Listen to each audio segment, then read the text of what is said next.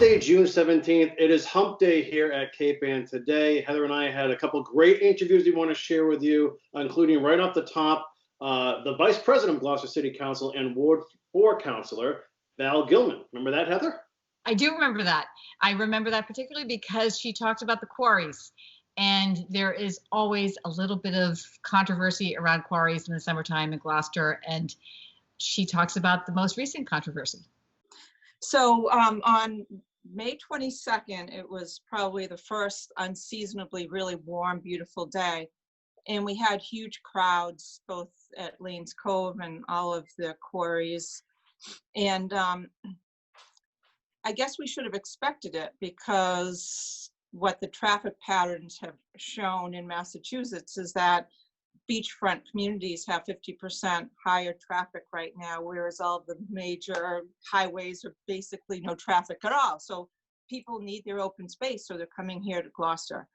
So there was some pretty serious graffiti, a new surge that was kind of heartbreaking to some of us, particularly the group that I had worked with 4 years ago in cleaning up all the graffiti. I mean, it took, my assignment was one rock, one piece of granite was probably 4 by 6, and it took me almost 2 hours to just scrub with spray paint and water and everything. And when you see that amount of new graffiti, it's kind of heartbreaking, because we work so hard as a team. This was a neighborhood group of about 30 of us that did all this work. And then what continued to happen at that point was larger than normal groups coming to enjoy our pits, our quarries, swimming. And it was kind of at the time where the peak was still on the rise, and we in Gloucester were concerned. And we want to be safe, but we want to be welcoming, and it's kind of a balance to juggle. It's not an easy thing. So there was just a lot of tension. I do have a neighborhood watch group, which is great. There are about 18 folks that live mostly on Hickory and High Street. And we've been working together now for 4 years. And they basically are the eyes and ears for the police department. And when we get scheduled ATVs and officers coming on, I let them know on a Friday what the schedule is for the busy weekends. And they know, it's calming for them to know that there are ATVs scheduled or officers that will be up there walking around. And so that is calming to us. And I rely heavily on that team, because and they're also the ones that do the litter cleanups and take the brunt of what happens up there, because a lot of people will walk up there and they'll say, oh, it's pristine, it's great. But what they don't realize is that there have been neighbors that are doing the best they can to keep up with all the litter and beer bottle smashing. And so it's a balancing act. If you go up there on a good day, it's so pristine and so perfect. On some days, it's just a mess, and it just makes you want to cry. And so that's the balancing act. And so Chief Conley and I met on the phone for an hour on, I think it was May 26th, and we outlined an enforcement strategy of how the police were going to try to increase their presence up at the quarries, realizing that it was going to be a crowded summer, largely because of the pandemic, but also the quarries are always popular and have all these high school kids from all over Massachusetts looking for a place to go to enjoy each other's company. And so we developed a plan, and I communicated on my Ward 4 Facebook page and with the neighborhood watch group. And we really tried to, what I'm trying to do is instill a sense of calm, that this plan is in partnership with the Gloucester Police Department, and we're trying to do the best we can to enforce, to make sure that people enjoying our quarries are not littering, that they're not lighting fires and leaving them unattended. This is an issue that we have right now, that last Saturday night there were about 6 illegal fires that were lit, and you know, it's dry out there right now. So Chief Smith now is working on some communications to remind people of that is a concern, particularly when things are dry right now.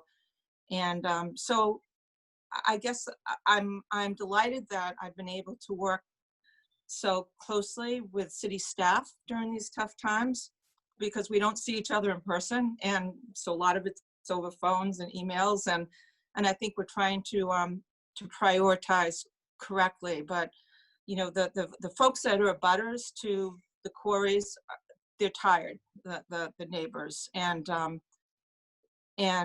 but we continue to kind of prioritize and do the best we can, because our job is to protect and love our quarries and respect them, and that's what we want to instill upon visitors that are coming here to Gloucester.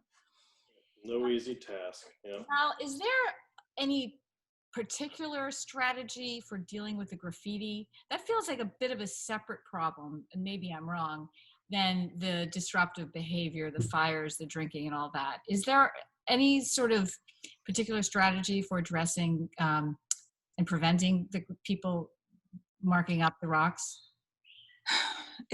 That's a hard one. This particular last batch was to memorialize a woman who had committed suicide in a local community, and it was really kind of heart-wrenching to understand what her friends were trying to do, but at the same time, it was still defacing our beautiful granite and our quarries. So that's difficult. I think the things that we like to think that we can do is we like to try to get it in as we can, because I think sometimes graffiti breeds more people wanting to do more graffiti. And if we get rid of the graffiti, then people don't think that it's a place to go and do graffiti. And so, you know, I've kind of asked the neighborhood watch group, let's not take a lot of pictures of the graffiti, because once we do that, it gets posted on social media, and then everybody thinks that this is a great place to bring our spray paint, and it's not what we want. So we actually have a group right now that's working on a GoFundMe, collecting some money, and we're going to work with the city to see if, you know, that fundraising will be given to the city, and through Public Works, we can organize a way to get it removed as quickly as possible. So we have $600 collected with this GoFundMe group right now. So trying to do what's right for the city and to keep our quarries beautiful. Is there any more efficient method than our city councilor going out there with water? Oh yeah. I mean, they've got professionals that go out with these torches, and okay. And they have to have a fire license, and everything has to be permitted.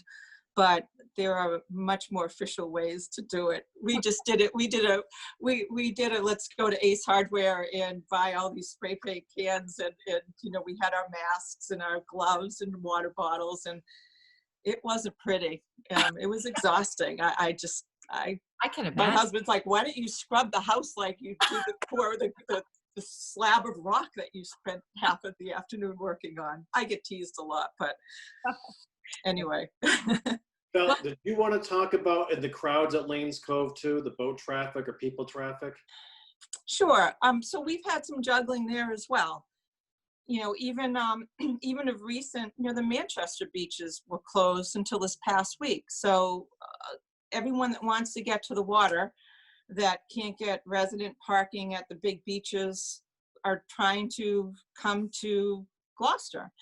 And the issues in Lanes Cove is that it's a state-funded boat ramp. It's a landing. It's a public landing. What it means is that we really need to make sure that we have access to the boat ramp, to the dock where the fishermen are able to load and unload their catch and bring their bait out to their boats.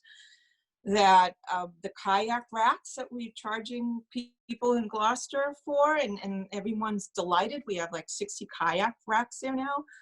They were blocked by illegally parked cars all last weekend. So folks that came down to take their kayaks out weren't able to get them. So the harbor master now is working on some signage to try to make sure that, you know, we're clear in terms of where people can park. And yet we have to be sensitive, because it's Lane's Cove. It's a state landing, and we need to give people access to the water. That's the main reason for it being a state landing. And people are tending to park there to go on a bike ride or go up to the quarries or whatever, but yet we have to stay focused on what Lane's Cove is all about. So that's one of our challenges, and in this case, the harbor master and the team are working with that. So collaboration with the fire department, the police department, harbor master, public works. Mike Hale was up putting new signs up in the quarries, $300 fines for litter. We're all in it together, and we're working really hard to protect our open space so people in Gloucester can enjoy it, and visitors as well. But it's a juggling act right now. So I am so impressed by Val's ability to remain diplomatic with this issue, because you can imagine in that neighborhood, people must get pretty upset, the neighbors in particular, with the parades of kids going into the woods and sometimes being loud and disruptive. And yet there is also a voice in Lanesville that says, hey, we shouldn't shut off our woods and our quarries to the rest of the outside world. So I think Val really walked that line very delicately, just as a good city council person should. I agree. And it was, I thought it was a really cool point she made about how this area is such a destination area that younger people, of course, are flocking here now, unlike in other parts of the state or the region, because they're enjoying things like the beaches and the quarries. So anyway, not an easy task, and not easy scrubbing granite from graffiti either. So anyway, hats off to the crew over there in Lanesville for doing that. We also spoke with Linda Harvey. She's the executive director of the Hammond Castle Museum, and they have a ton of things going on right now. Hi, everyone. It's great to see you. It's wonderful to be able to share a little bit about what's happening at the Hammond Castle Museum, and as we wait for our opportunity to open during phase 3 of the COVID-19 restrictions. But we haven't wasted a moment trying to get the castle ready for everyone to come in and welcome them all back. The grounds look beautiful. It breaks my heart not to be sharing them with everyone at the moment, but that will happen, and we really are looking forward to that date. Some of the things that we've been doing in the interim is to try and offer some special programs to the community. We had planned this past spring, before COVID, to have invited the high schools, local high schools, to come to the castle to have their prom pictures taken. Well, unfortunately, there weren't any proms, and that was pretty sad. But we wanted to find a way that we could honor the graduates of 2020. And we thought that if we could open an opportunity for them to come by appointment, we're inviting all the graduates from the Cape Ann area, Gloucester, Manchester, Essex High School, and Rockport as well, to get an appointment, and we're offering an hour to bring your family and take photographs in your cap and gown, anywhere on the castle's grounds out of doors, so that you can have those memories and a way to continue your celebration. These have been very trying times, and this class really is stuck together and has done some amazing things. So we'd like to honor them with that. Yeah, that's a great option, especially with the weather. Looks beautiful right through the weekend too. It does, and you just need to call the castle on our main number. We'll set up an appointment for you, and we'll have you come in. We've been doing it on Monday, Wednesdays, and Fridays from 10 a.m. until 7 p.m. But I'm sure if there's an opportunity over the weekend that we can find a place for you, if you want to try and do it for a weekend day as well, we could see if we can fit you in. So I'd like to do that. Okay. What else does the castle have going on for summer? Well, actually, we started another new program. So many brides and grooms have been disappointed about having their weddings this year that had to be canceled because of the restrictions. And we decided that we'd like to offer to those people that have lost their venues the opportunity to come to Hammond Castle to be married with a petite wedding. And a petite wedding would be an hour's use of the castle. It would be your opportunity to have sort of that elopement that you'll never forget that has happened. But we wanted to really be able to have your wedding party up to 9 people you can bring along, including the bride and groom, your officiant, your photographer, music if you choose, but to have that intimate, wonderful opportunity that will be like no other that you could possibly have. So we are offering those wedding opportunities for people to come, and you can check for more information on our website, in addition to calling the castle itself. So you can ask to speak with myself or Deb Nypaver, who is also handling most of the weddings this year. So Linda, what's the castle doing about reopening? I don't know, what phase are you in now? Yeah, we're in phase 3, so we really are, our hands are tied here, but we really are working on all the safety protocol that we'll need to have in place when we can open. You know, we're starting to think about what opportunities and special programs we can offer people that are going to be doing their local vacations. They're going to be staying and enjoying the community, and what a perfect place to come is Hammond Castle. We're looking to put reservations online so that you can call in advance and reserve yourself an opportunity for a tour. And we're going to be running those approximately every half-hour tours. They will be limited. We're going to be doing sort of another mini tour so that we can introduce you to the castle. We'll talk to you outdoors. We'll bring you into the Great Hall where we can practice social distancing, and up into our courtyard, which is beautiful at the moment. I wish I could share it with everyone. It's so pretty. To then let everyone take a self-guided tour from there with our tour package guide, so that you can go into the smaller rooms on the sides and upstairs using the precautions of social distancing and keeping our environment healthy. We are going to be cleaning the castle daily and meeting all of the safety protocols. So you can feel comfortable coming here, and I feel comfortable having people come in that my employees are being kept safe as well.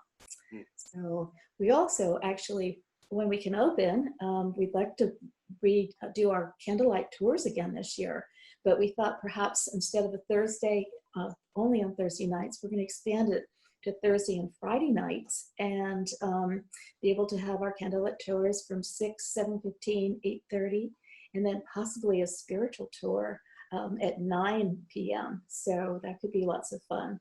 There'll be limited numbers. Reservations are required in advance. But on Thursdays, we're doing another new kick at the castle, and that's picnicking at the castle. We have not allowed food on the castle's grounds for years now. It became an issue with people leaving things behind, and it became a health hazard for us as well.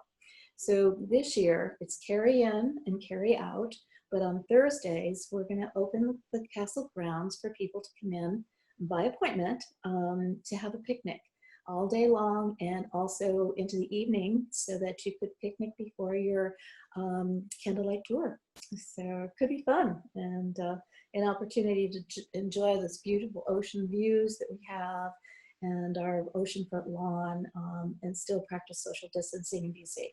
That's a great idea. So now you mentioned you're in phase 3 of reopening. So what does this mean as far as new exhibits at the castle? Well, we have a whole rain of new exhibits this year. Phase 3 means that possibly we're hoping July 1st, and the extreme latest July 15th. I've got my fingers and toes crossed on that.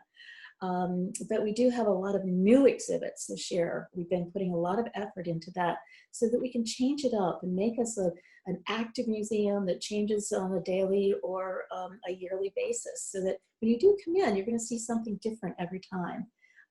We're just reopening the kitchen, which was used by the Hammonds and their staff, which will be filled with lots of pictures and information about how the Hammonds actually lived with their servants. And also the war room is going to be opening. And that's very exciting because we'll be showing for the first time the Eric Pape mural of the Gloucester Under Fire, Gloucester Harbor Under Fire, that was painted by Eric Pape. And we've been very fortunate to have a gentleman come in and is helping us with the restoration of that mural.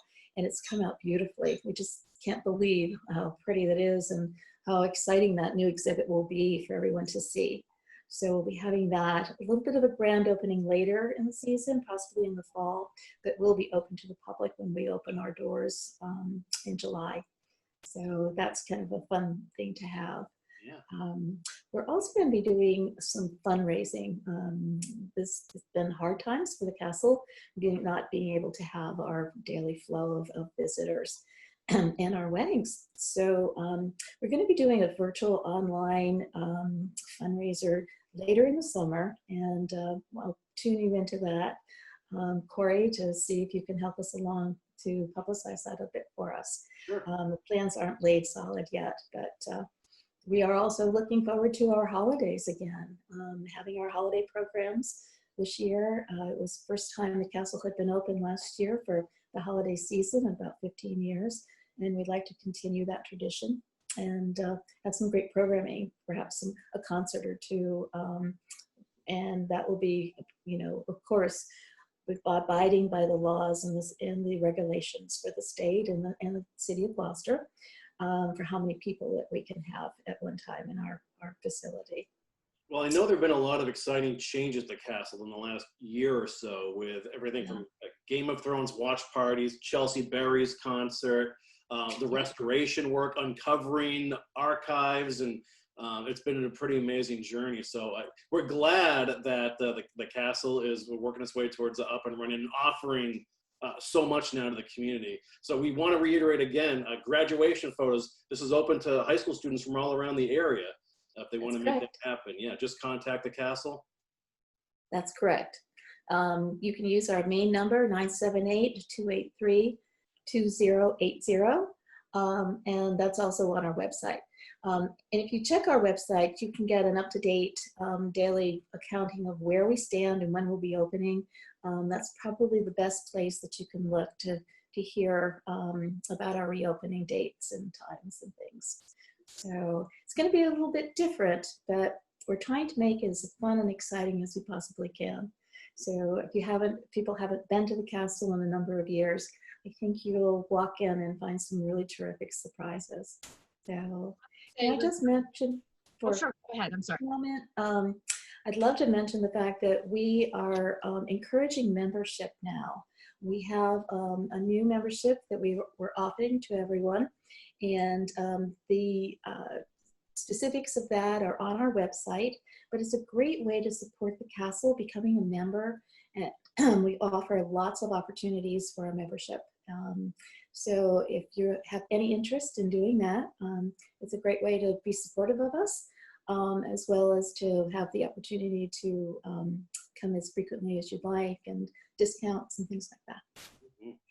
Well, I have to say, I'm so happy that you're opening up the kitchen. Of course, that's where my interest is. And I think you may remember that I wrote a story interviewing the granddaughter of John Hammond's cook. And she was the cook herself was a really interesting woman. And I hope you still have that cookbook. Is that that you may be bringing it back into print? Is that right? We've been thinking about doing that. It's one of our projects. We've also been thinking of making up some of the recipes on recipe cards to be able to share with our guests as a giveaway. I'm telling you, in that cookbook is a salt, an herbal salt that he made, and he asked his cook to make it like once a month, and she would make these giant vats of it, and it is fabulous. I don't make it in a big vat, but I think it has 7 different herbs, fresh herbs in it, and the salt, and he would use it to season his food. It's really good. That's cool. Yeah. I'll look it up. You've intrigued me now. Linda, thanks for your time, and we'll be by the castle soon enough too. Is the gift shop open at all? It's not currently open, but it will open when we open our castle doors. So And we have some fun new things in there as well. I have a new manager and she's doing a fabulous job. She can't wait to have her first customers come through the door. So yeah. Well, let's follow up soon, and then we're going to get this video out ASAP. So high school seniors and your families, take advantage while you can. It's beautiful over there at the castle. And don't forget, you can have a wedding here and enjoy that special moment, and then have your party later, which is always fun too. So, but we love to have more brides and grooms enjoy our environment and have a good time here. So Kory, I have to make a correction. I mentioned the Hammond Castle salt recipe, right? And I said it was full of fresh herbs. I was wrong. I went back and checked my article. It's called the Hammond Castle Savory Salt. And the recipe is this: a pound of dried parsley, a 1/4 pound of garlic, a 1/4 pound of fresh ginger, 4 tablespoons cayenne, a 1/2 pound of celery salt, and 5 pounds of salt. I knew you were going to get a recipe, So great stuff there. We want to thank Val Gilman and Linda Harvey for today, Gloucester Daily Times, and our sponsors at Salo Home Watch. We have a really huge and important show for you tomorrow.